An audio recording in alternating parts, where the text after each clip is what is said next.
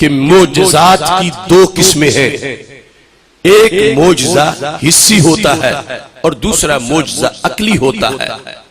حسی معجزہ وہ ہے جو 5 سینسز حواس خمسہ سے جس کا ادراک ہوتا ہے، اور عقلی معجزہ اس کے ادراک میں محنت زیادہ لگتی ہے۔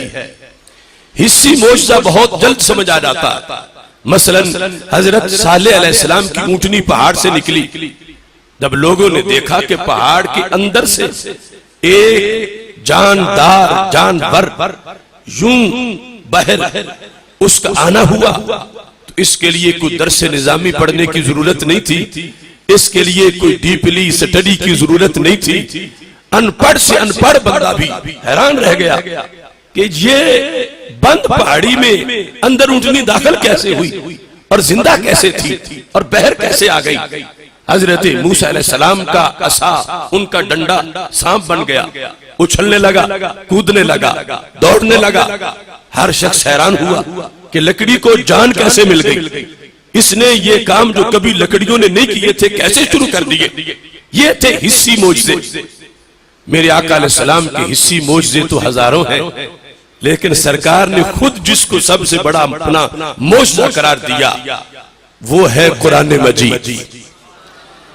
اب جو حسی معجزہ ہے وہ سمجھ جلد آتا ہے، مگر وہ دیر پا نہیں ہوتا۔ حضرت موسیٰ علیہ السلام کی اونٹنی، حضرت صالح علیہ السلام کی اونٹنی اس وقت معجزہ تھی، آج خبر معجزہ ہے۔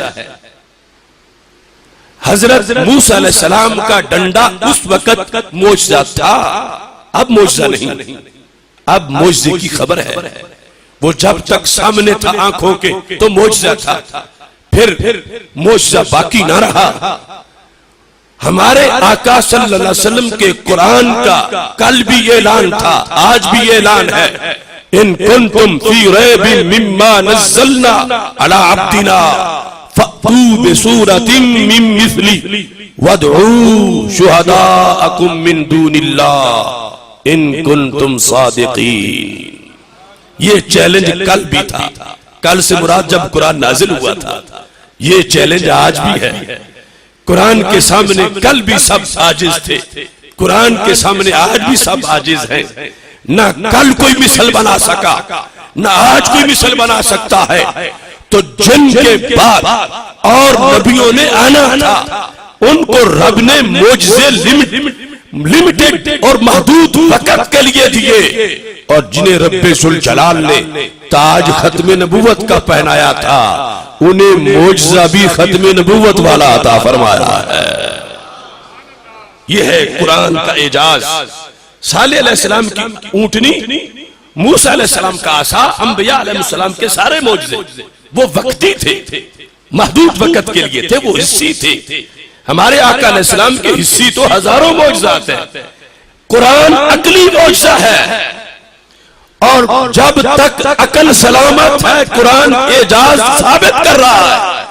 14 صدیاں گزر گئی، اس معجزے کی چمک میں فرق نہیں آیا۔